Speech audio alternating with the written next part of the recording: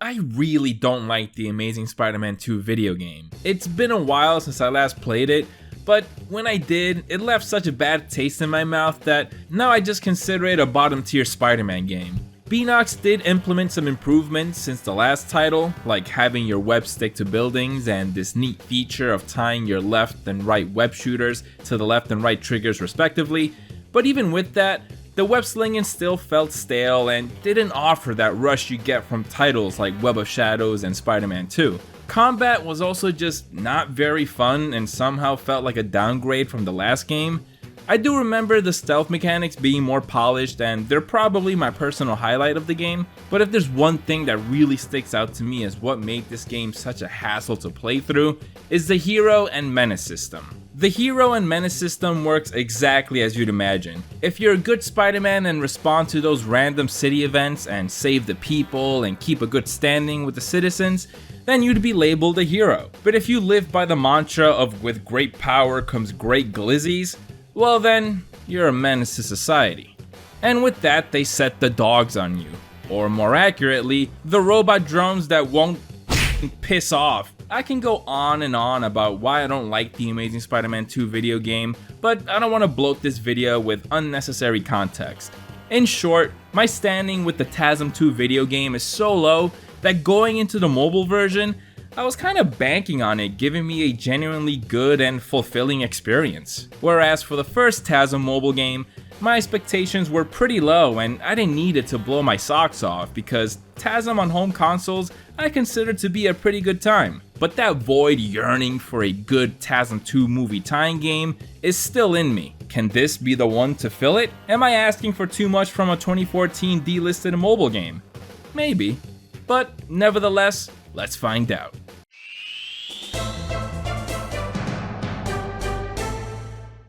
In case you didn't know, I've been covering delisted Gameloft games starting with Total Mayhem, TASM 1, and even The Dark Knight Rises. I recommend checking those videos out to be caught up with my experience thus far with these mobile games and how they've evolved with each new entry. I play these on an emulator called BlueStacks and enhance the experience by connecting a PlayStation controller, so all the grievances with touch controls players had to deal with back when these games were available to download don't really apply here. And while I have you here, hey, I hope you enjoyed this video. If you do, why not give it a like, subscribe, and maybe leave a comment letting me know what delisted mobile game you'd like to see me cover. I also have a YouTube membership with perks like early access to videos, channel emotes, and shoutouts at the end of the video. Any and all kinds of support are greatly appreciated. Now back to it. The game opens with a spectacular action set piece showcasing the vast improvements Gameloft made to the combat system since the last game. But before we get to that, I want to point out the fun factoid everyone loves to bring up online regarding Spidey's voice actor here. He's voiced by none other than Yuri Lowenthal. That's right, before he was cemented as the de facto webhead ever since starring in Marvel's Spider-Man in 2018, and going on to voice him in other projects like Marvel Ultimate Alliance 3, Midnight Suns, and Marvel Future Revolution, he blesses this game with his talents. It's interesting hearing him as Peter here after being so used to his performance in the newer games, because he's more subdued here. I don't know if it was a lack of confidence in the role or just the direction he was given, but the energy he brings to the character in Marvel's Spider-Man or even Midnight Suns is not as prominent in this game. It's not a bad performance by any means, trust me, Yuri's got the stuff, but just something that I couldn't help notice. Sorry, it's just so rare that I get to use my electricity-based material. I just want to know if I can help. What's the situation? Overall, the game has a more star-studded cast this time around compared to the last game, with heavy hitters like Nolan North as Kraven and Green Goblin, Tara Strong as Black Cat, and I couldn't find any credit for the thugs' voices, but I'm pretty sure it's Steve Blum. Oh, and they even have Christopher Daniel Barnes as Donald Mencken, which, to be frank, isn't the most exciting role to hear him in, but still pretty cool to have one of the legendary Spider-Man voice actors here. So, responding to reports of gang activity on the rooftops, Spidey leaps into action, and it is immediately apparent how much of an upgrade the combat system has received since the last game. For one, they're not just copying the mechanics from TASM 1, which itself copied the mechanics from Total Mayhem, and I mean, what kind of show would I be running here if I had to regurgitate the same criticisms game after game? That being said, it's not the deepest combat system. Like I've said about many Spider-Man games before, his attacks here are fast, snappy, and are elevated with bombastic animations. It feels pretty good being able to have Spider-Man pull off stylistic attacks with simple inputs.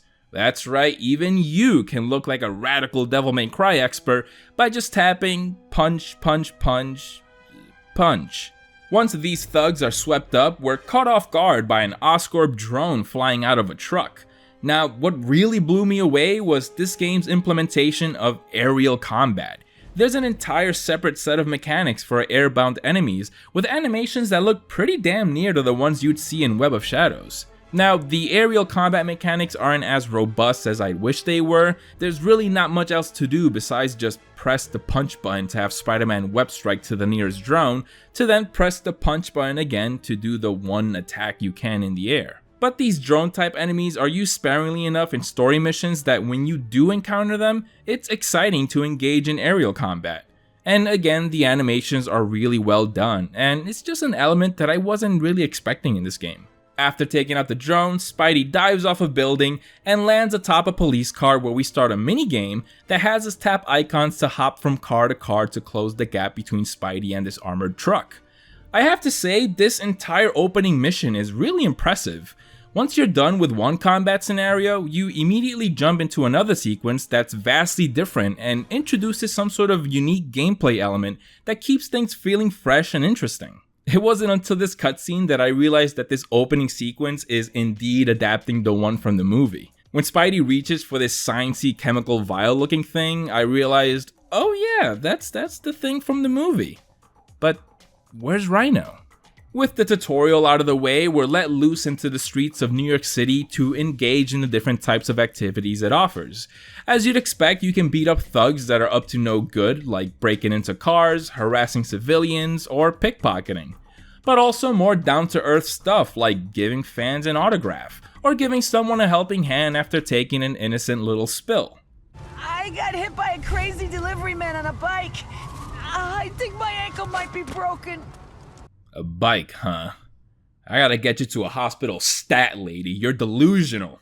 I was satisfied with the amount of different random city events this game off. Huh? Wait, what? No, I wasn't ready. Oh god, no! She's dead. She's fucking dead. How could I?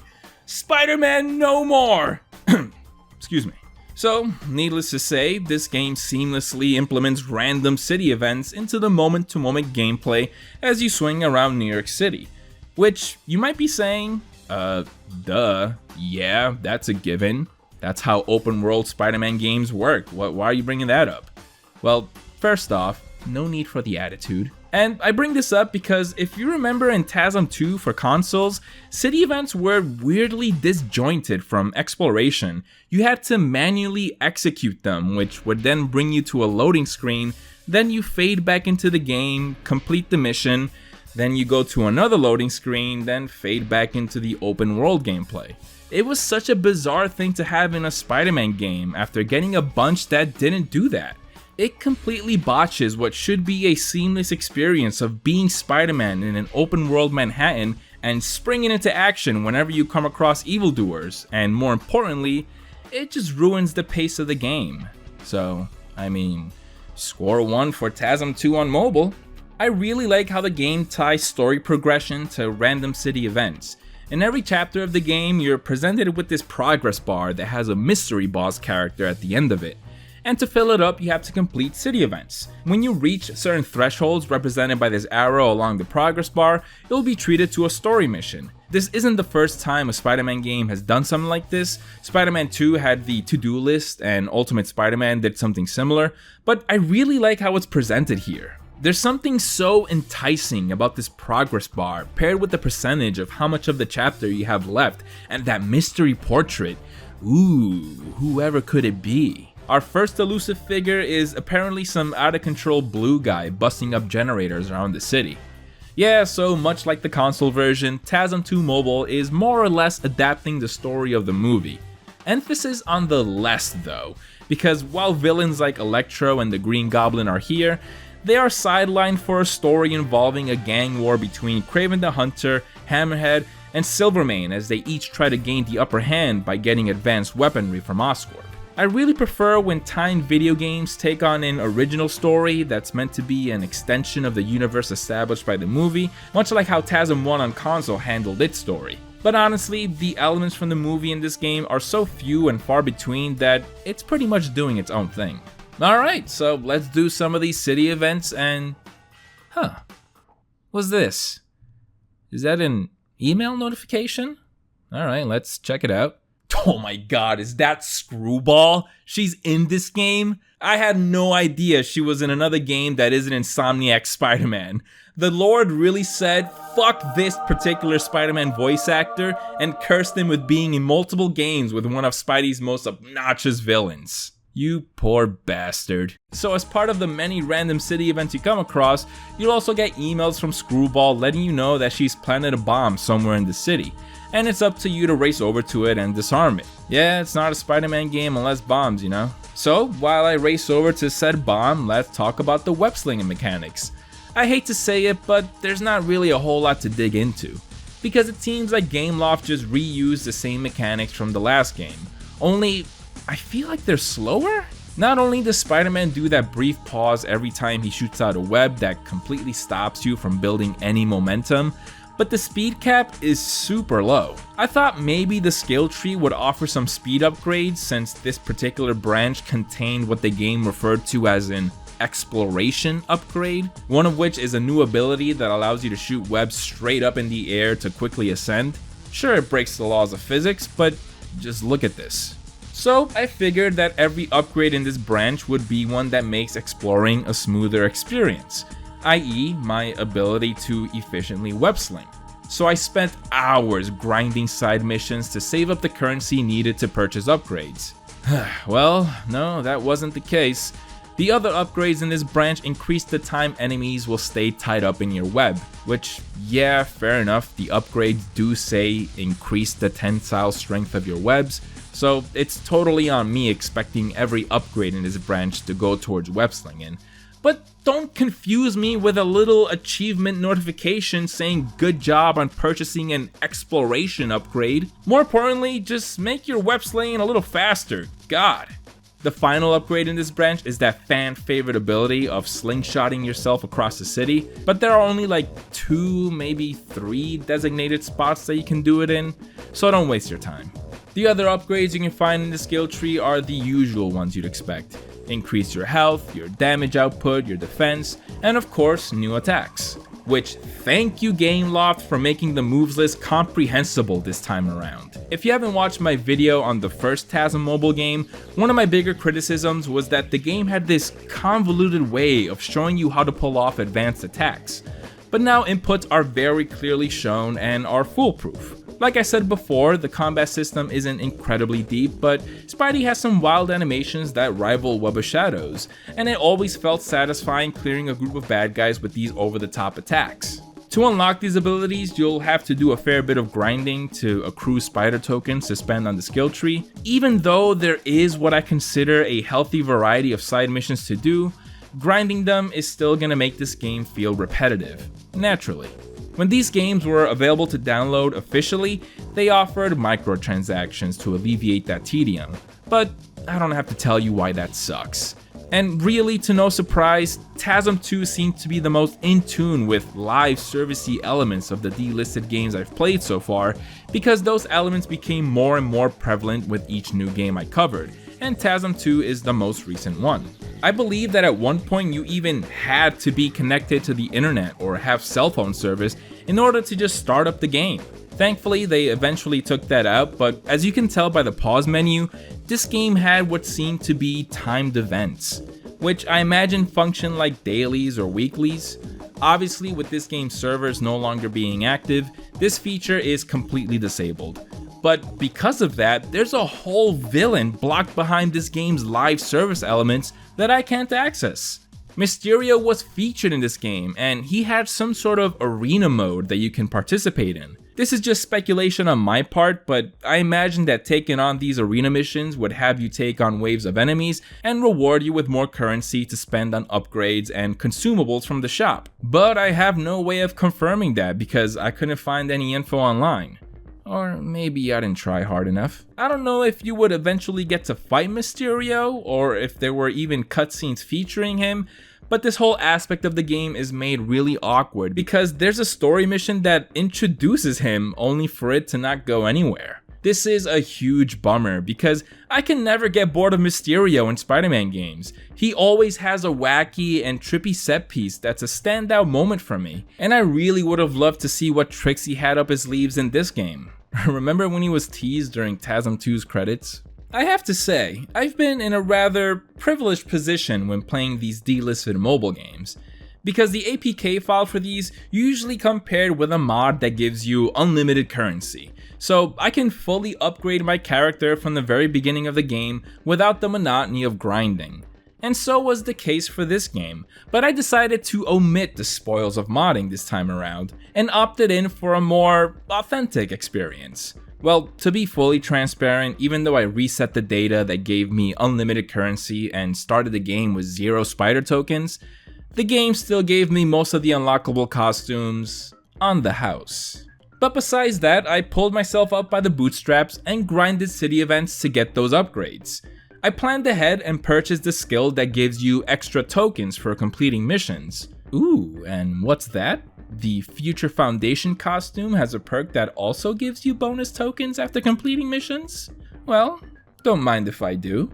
Hey man, I know I said I'm gonna play this as authentically as I can, but if I'm gonna have a closet full of costumes that give me a slight edge, I'm gonna make use of them. Like I expressed earlier, even though there's a good variety of city events, they quickly become repetitive if you want to significantly upgrade Spider-Man, especially since city events are always in the same pre-designated spots. They're not randomly generated to pop up anywhere in the city, which takes away from the illusion of them being random happenings.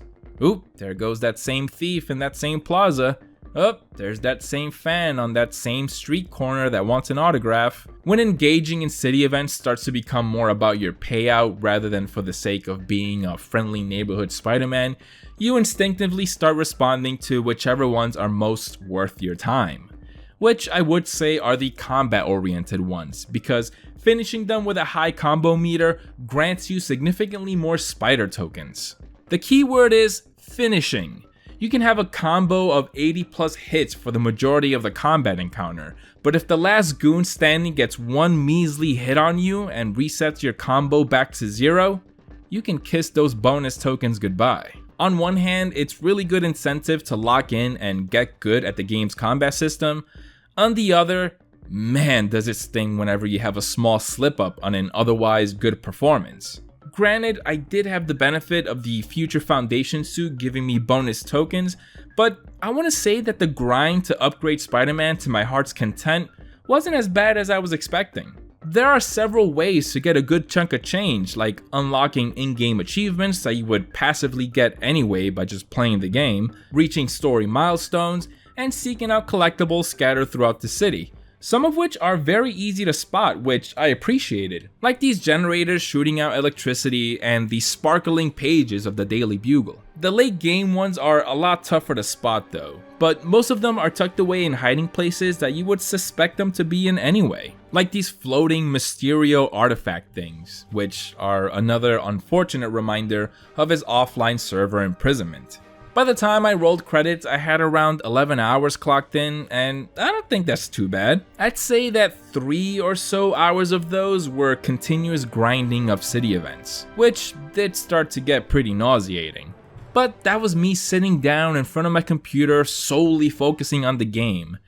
I'm probably giving this game more credit than it deserves and perhaps being a little too in defense of microtransactions, but I imagine that if you played this game on the platform it was meant to be played on and gradually grinded this game over time, while on bus rides, on a 30-minute break from work, while you wind down before bed, and sitting on the john, treat it like a Temple Run or Candy Crush.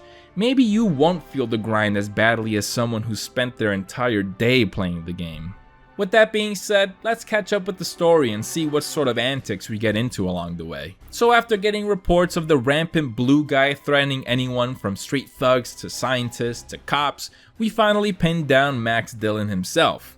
One thing I really appreciated as I completed city events to hit the next story beat was that amidst the standard city events you come across the entire game, like car break-ins, fans asking for an autograph, and citizens getting mugged, you also come across city events that are exclusive to certain chapters and appropriate to the current villain you're tracking down. For example, I came across this lady trapped in an electricity field, and I want to say that it is missable if you don't happen to respond to this particular city event in your map, which are color-coded red. Story missions are color-coded blue. And yeah, you just get more dialogue fleshing out the villain at large. Once you track down Electro, you get this cool sequence where you have to destroy power generators, and as you make your way to them, Electro will strike down with lightning bolts, and the way the sky darkens just before he attacks has a strong sense of foreboding. The boss fight takes place in Times Square just as their first encounter in the movie. But what's awkward is that Electro blames Spider-Man for what happened to him, but they never met before here. Electro just shows up, and Spider-Man goes on to confirm that, saying, "Yeah dude, I've never met you before." I suppose the movie is required viewing to sort of fill in the gaps of what this game doesn't cover, and I guess in this version of the story, Spider-Man just doesn't remember coming across Max. But what exactly is Electro blaming Spider-Man for? Did Spidey push him into the vat of eels? That's not how it happens. Was Max Dillon distracted so much by thinking of Spider-Man that it caused him to slip and fall into the eels? I don't know. The boss fight itself is pretty basic, but it has this unique gimmick of putting Spider-Man on rails as you run side to side to avoid Electro's attacks and shoot webs at him. After this phase, you enter a chase sequence that's pretty damn cool. You chase Electro through the streets as he calls down lightning bolts, and eventually you start chasing him up the side of a building as he shoots electric balls at you. When you catch up to him, you enter a QTE sequence that calls back to those first-person pummeling sessions from Shattered Dimensions at the end of each boss fight. With Sparkles all tied up, Oscorp arrives at the scene and... wait a minute, is that Dr. Connors? No, just some random scientist. Did Gameloft repurpose Dr. Connors' character model for Oscorp Scientist number 9? Oh hey, and there's Dr. Green from the last game. Honestly, I'm not even mad about this. I love this kind of stuff. You know, being crafty and resourceful to get the project done. As long as you're not being blatantly lazy, this kind of stuff is fine and charming. But couldn't you dip into the budget to give this poor guy a camera? He has hopes and dreams, and he's not gonna get anywhere by miming photography. In Chapter 2, we start getting into the gang war plot thread. The Russian gang led by Kraven and the Mafia led by Hammerhead are going at it over territory, and Spidey has to crack down on them after hearing that they're armed with some sort of powerful weaponry. We also come across a keen reporter tipping Spidey off, claiming that he knows who's responsible for some power outages around the city. We follow him into a dark alley only to be set up and jumped by some gang members. Yep, this is Eddie Brock setting Spidey up to snap some juicy pics of our hero in action for the Globe to make a quick buck. Gotta respect the hustle. But Spider-Man gives him a mild scolding, letting him off easy. I'm sure that won't be the last we see of him. Oh, here's another Spider-Man video game staple. Black Cat and one of her famous chase sequences. Haha, you won't get away from me, Felicia.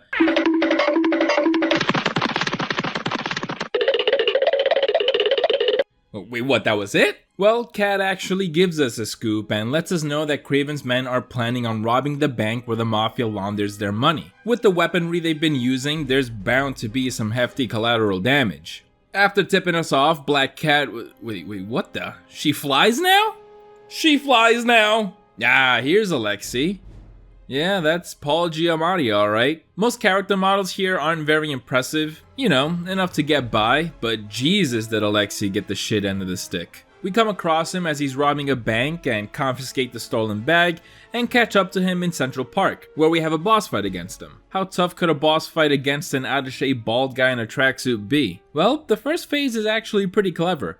You take on waves of bad guys, but you have to periodically shoot webs at Alexei to keep him binded. I thought this gimmick would turn out to be mostly trivial, but you actually have to stay on top of it. The meter showing how close he is to breaking free depletes pretty fast, and the amount of thugs you're taking on is significant. So I thought the fight was pretty engaging. You know what? I take it back. Maybe Alexei isn't so out of shape. Breaking out of Spidey's webbing as a normal non-superpowered dude is pretty impressive. The second phase has you just straight up taking on the man himself who's wielding an electrified baton. Oh, wait, hold that thought, Alexei. Collectible. Alright, where were we? In Chapter 3, we continue our investigation of Oscorp supplying goons with high-powered weapons, and it looks like Silvermane's gang is getting in on the game. Say, Cat, can I be next? After sweeping up another gang fight, we learn from this dude that the police department has been putting undercover cops in different gangs.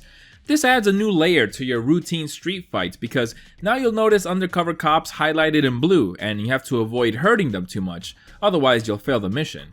But they still have to keep up their act by punching you to not blow their cover. A cool idea, though it never really made these street fights more challenging.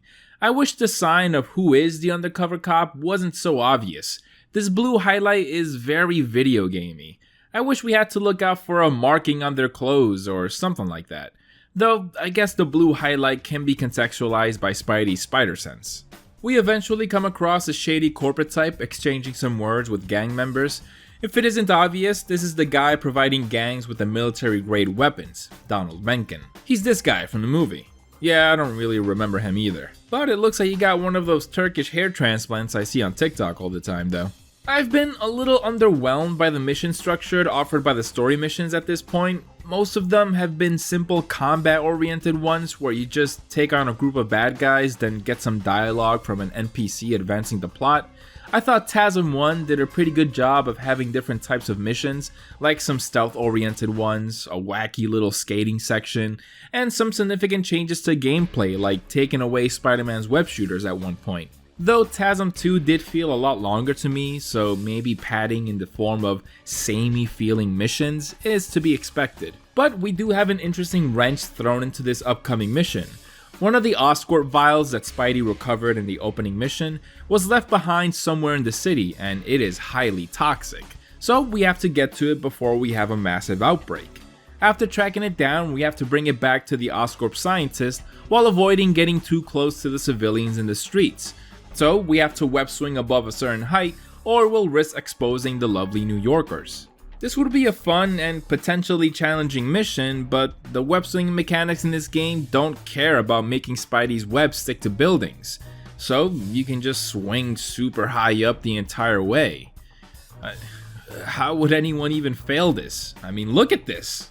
Oh hey, look, it's Trash. Let's go help him out. Eddie has gotten himself into some trouble while taking pictures around an Oscorp facility. He's found out that they've been working on a bioengineering project and have been carelessly using human test subjects.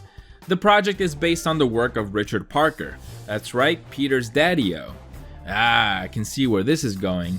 It looks like this game is remixing the traditional 616 Eddie Brock and the ultimate version of Venom, where the symbiote is a product of the work of Richard Parker and Eddie Brock Sr. Just no Eddie Brock Sr. in this game.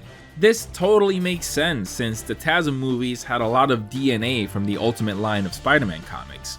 I'm looking forward to this game's take on the Lethal Protector, but for now, let's follow up on this Oscorp weapons dealer.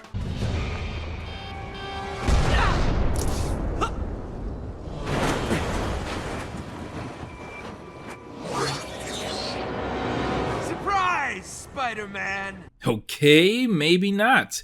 I guess the Green Goblin is here, everyone. This dude just shows up. Gobby's inclusion in TASM 2 Mobile feels very forced. The guy is a glorified Oscorp lackey, tracking down Spider-Man for interfering with their business. They haphazardly throw the plot point of Spidey's DNA being the key to their experiments as a throwaway line, but Harry Osborn's name is not even uttered a single time in this game, so we don't have the context or personal stake of his genetic disorder as to why he so desperately needs Spider-Man's blood, or how he even turned into the Goblin. As far as I'm concerned, he's just a crazy dude with some funny cosplay elf ears working as Oscorp's errand boy. But like I said about Electro, I'm sure the consensus was that anyone playing this game would just apply the context provided by the movie. Gobby offers a commendable boss fight showing off all his different weapons that each have a different area of effect. I have to say, I feel like Nolan North as the Green Goblin is a bit of a miscast. There's no denying that the man is one of the top dogs in the industry, but his maniacal laugh just doesn't hit that Green Goblin level of crazy, and his voice is just too normal sounding. a representative of the company you've taken such a keen interest in harassing. Your DNA is the missing key in our recent experiments, and I'm here to collect it from your dead body. The cutscene after the boss fight glitched out for me, so I had to grab this next bit from Gold Caliber Gaming. But Goblin hits us with one of those toxic chemical vials, and it briefly incapacitates Spider-Man. Don't worry, you only have to walk a few blocks before you're back to full power. After that, we get an email from Eddie Brock saying he's got more intel on Oscorp, and we arrive to save his ass just in the nick of time as he gets tossed off the Oscorp building by one of their guards. Eddie finds some information on Oscorp's genetic experiments. They plan to use the lizard's transformative side effects in a way that benefits soldiers, but they're missing a genetic component. Eddie is fully committed to exposing Oscorp and won't publish his story until he has the full picture, and it looks like he's willing to risk life and limb. Continuing with the whole Oscorp weapons ordeal plot thread, it is finally revealed that Mencken has been the one providing the gangs with weapons. But he's made deals with every gang leader, rendering the advanced weapons useless since the playing field is completely leveled. What follows is what I consider to be the best boss fight in the game. You start off by going mano a mano with Kraven the Hunter, and this is the first boss that made me break a sweat and that I had to lock in for. Not only does Kraven pack one hell of a punch, but these QTEs caught me off guard. Every now and then you'll be presented with a swipe gesture that was awkward to pull off while using an emulator because I had to quickly reach for my mouse. Undoubtedly, this felt more natural and intuitive on a phone, but it didn't ruin the boss fight for me or anything like that. After the fight with Kraven on the roof, you chase after him as Hammerhead hangs off a helicopter and rains fire on you from above. Eventually, you catch up to Kraven in a park for the final phase of this tag team boss fight. I thought pairing Kraven the Hunter and Hammerhead in a boss fight was really unorthodox and pretty cool. They're a duo that I've never faced before in a video game, and it just really stood out to me as one of the highlights of the game. And the difficulty of the fight just made it really satisfying. Kraven can take quite a beating, those QTEs kept me on my toes, and Hammerhead's AoE attack spikes things up just right. Kraven and Hammerhead are able to slip away as we go after Mencken and his getaway car, and holy shit, you killed him, man! You fucking killed him! Well, with Mencken now unalive, we have to find other means of proving that Oscorp is behind those advanced weapons all over the city. I wonder if Eddie Brock has come across anything we can use. Well, just our luck. Unfortunately, Brock has gone missing, so we spend the next couple missions trying to find him by talking to the police, his girlfriend, some neighbors, and his editor, all the while getting reports of some mysterious black slime around the city and an ominous figure that happens to resemble a black-suited Spider-Man. It was also at this point in the game where I hit a massive difficulty spike. I was getting one-shotted by your average thug as if I was facing off a late-game Elden Ring boss. So, to sort of even the odds and be narratively appropriate, I decided to reach into my extensive closet of costumes and don the symbiote suit. Its stats are way better than the classic costume, and it has the included perk of doing double damage when your health is below 40%. I love that each costume is not just cosmetic, but instead has a unique perk. They also went the extra mile of giving Spider-Man's webs a different color depending on the costume. Of course, the symbiote has black webbing, the Miles Morales costume has a tinge of yellow as a way to call back to his electric venom powers, and the Iron Spider suit has piss yellow.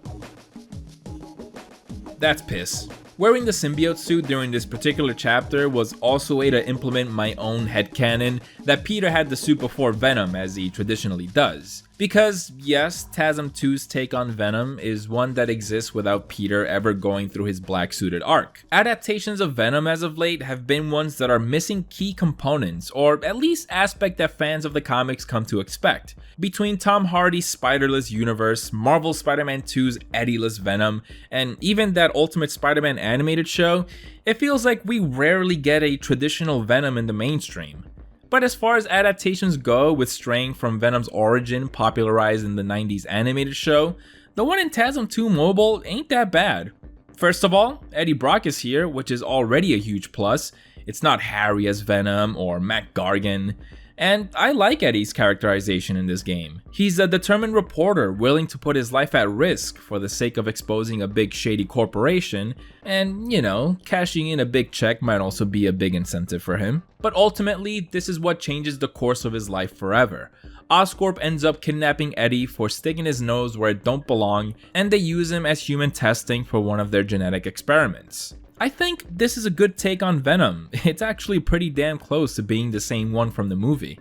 My only problem is that I wish there was a significant rivalry between Peter and Eddie. There was some conflict early on when Eddie set up Peter to get jumped by those street thugs. I only needed there to be more tension between them, and spite from Eddie toward Peter for thwarting his attempts at getting a big scoop for the Globe. Because most of the time, Eddie is chasing that Oscorp conspiracy, and despite Peter warning him about the dangers of doing that, he does it anyway, which puts Peter and Eddie on good terms, and definitely sets up Eddie to later on become an anti-hero once he becomes Venom. But when it comes to Peter and Venom having an interesting conflict once Venom makes his existence known, they kinda drop the ball. Because Venom gets reduced to just being a simple monster that's only concerned with creating a symbiote invasion, as we've seen him do before and after this game's release. There actually isn't even a Venom really. Eddie is a victim to the symbiote as much as everyone else, having absolutely no control over his body. When we talk to victims of Venom's attack throughout the city, they say that as the monster infected civilians with a symbiote, he himself was begging for help. That's certainly very dark and morbid. I think there's something interesting there. We witnessed it ourselves when we finally face off against Venom after cleaning up the city of symbiote civilians. I thought the boss fight against Venom was pretty good. Another challenging one since he has a varied array of attacks, from up-close haymakers, ranged attacks, and symbiote tendril attacks that come up from underground and caught me by surprise. A fun fact about this particular Venom is that in the early versions of this game, he resembled Raimi's Venom a lot more. He had that distinct messy web pattern, but later on the game was updated and Venom's costume was smoothed out to differentiate him from the Raimi iteration. Once we defeat Venom, we can see that Eddie Brock is still very much there. He gives us what he was able to uncover regarding Oscorp's shady deals and passes out after temporarily suppressing the symbiote suit. Obviously, we never find out how he goes on to deal with the symbiote, but I like to imagine that had there been a TASM 3 mobile, Eddie Brock would go on to control the symbiote, or rather come to an understanding with it and have a healthy relationship. And we'd get to see him as an anti-hero. Listen, it's better than jumping straight to carnage like TASM 2 on home consoles did. How do you skipped like 5 steps. The next chapter has us tying up some loose ends with some leftover Oscorp weapons in the streets and dealing with the Green Goblin. The boss fight functions pretty similarly to the first one since he has the same attacks, only this time we have to disable these gizmos powering up some sort of gravity field before we can attack him. The QTE after the boss fight is pretty funny because all Spidey does is throw Gobby into a lake in Central Park.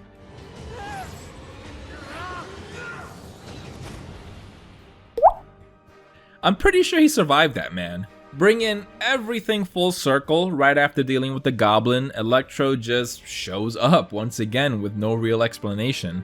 A shocking development indeed. He offers yet another pretty good boss fight. I have to say, all the bosses in this game are pretty solid, which is greatly appreciated after TASM 1 being somewhat of a letdown in that regard. The way Spider-Man obliterates Electro is hilarious.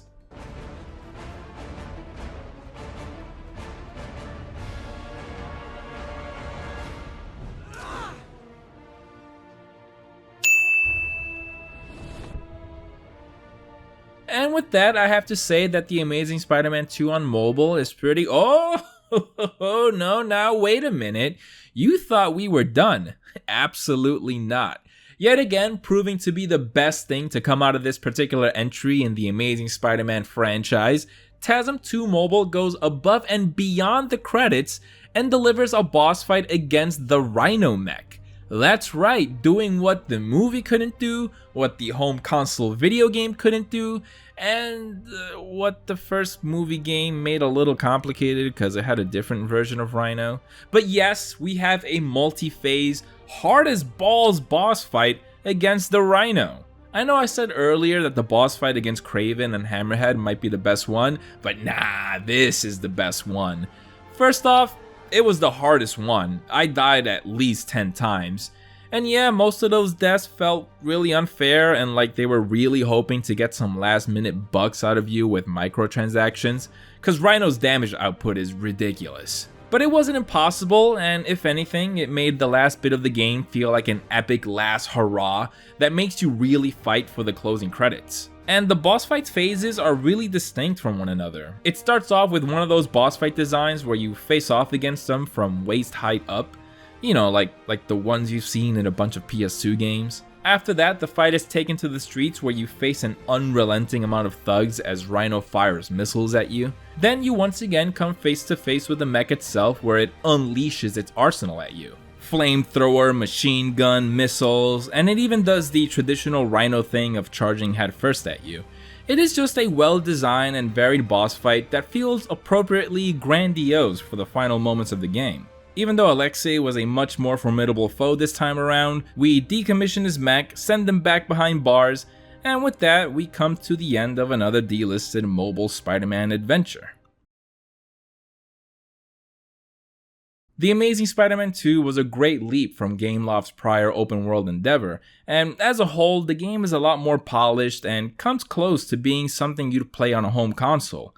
I wish the story was more interesting. The plot of Oscorp supplying gangs with weapons makes up the bulk of the narrative, and I just found it to be boring and it just gets dragged out for far too long. It was cool getting to see more of Spidey's rogues, unlike the last game, which just had the Lizard, so getting to those boss fights was always a good motivator. While this game is the best open world Spider-Man experience on mobile, I think that Total Mayhem is still the tightest game. No doubt the simplicity of being a straightforward beat 'em up with varied self-contained levels is that game's biggest strength. Regardless, I've had a blast covering these Spider-Man games and plan on continuing to do so. There's a slew of Java games I'd like to check out, like Spider-Man Toxic City and all the others based on the movies. So make sure to subscribe and ring the notification bell to catch those videos when they go live. Special thanks to Sam and Carlos Fontes for subscribing at the top tier. You guys are certified superheroes. And as always, thanks for watching, and I'll see you guys next time.